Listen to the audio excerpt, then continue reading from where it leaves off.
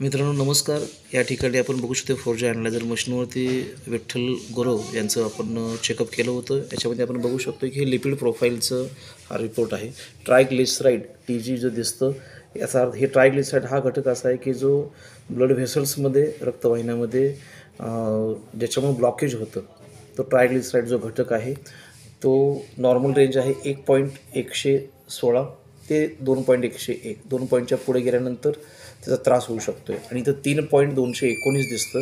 याचा अर्थ याच्यामुळं ब्लॉकेजचा त्रास होऊ शकतो आणि त्यांचं आपण हे चेक केलं होतं 27 डिसेंबरला. 27 डिसेंबरला ट्रायग्लिसराईड होतं 3.219. आपण बघू शकता 3.219 27 डिसेंबरला. त्याच्यामुळे त्याला त्रास झाला होता. त्याच्यानंतर आपण हिलिंग स्प्रे आणि स्टेमसेल चालू केला. आपण दुसरा रिपोर्ट त्यांचा आता जस्ट लेटेस्ट चेक केलेला आहे त्याच्याविषयी बघूया. आपण इथं पाठीमागं जाऊन त्यांचा लेटेस्ट चेक आपण चेक करू शकतो. हा आपण 27 डिसेंबरचा बघितला.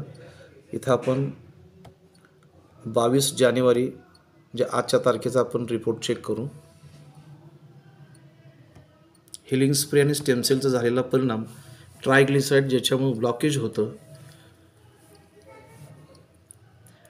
ते ब्लॉकेजेस कमी करण्याचं काम हिलिंग स्प्रे करत असतो. तर त्याचा रिझल्ट बघायचा आहे. इथं आपण पुन्हा लिपिड प्रोफाईल जर चेक केलं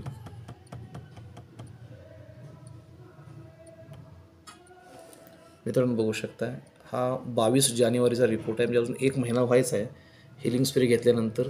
3.25 होतं 2.773. मी ट्रायग्लिसराईड कमी झाले टोटल 2.101 पर्यंत आले की नॉर्मल होते.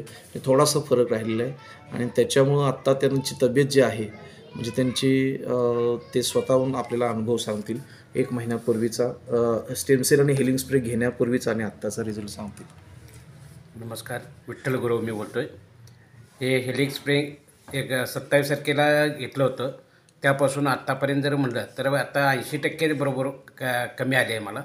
कारण चालणं फिरणं एकदम ताकद कमी अशासारखं जाणत होतं.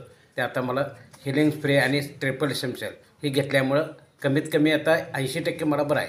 बरोबर. 1 महिन्यापूर्वी तुम्हाला जो त्रास ॲडमिट तुम्ही झाला होता त्रास होता म्हणजे एक बाजू तुमची पूर्णपणे एक काम बाजू करत नव्हते गेलेलेच होते. एक असं लोळाच पडले होते. पण हिलिंग स्प्रे आणि स्टेमसेल चालू केला.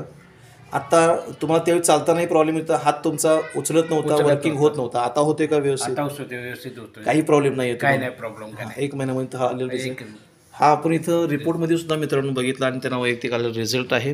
त्यामुळे जास्तीत जास्त हार्टशी किंवा ब्लड सर्क्युलेशन रिलेटेड जे काही आपले प्रॉब्लेम्स असतील त्याच्यामध्ये हिलिंग स्प्रे आणि स्टेमसेलचा हा रिझल्ट किंवा कंपनीच्या प्रोडक्टचा अफलातून आहे हे जास्तीत जास्त लोकांना आपण शेअर करू शकतो. धन्यवाद.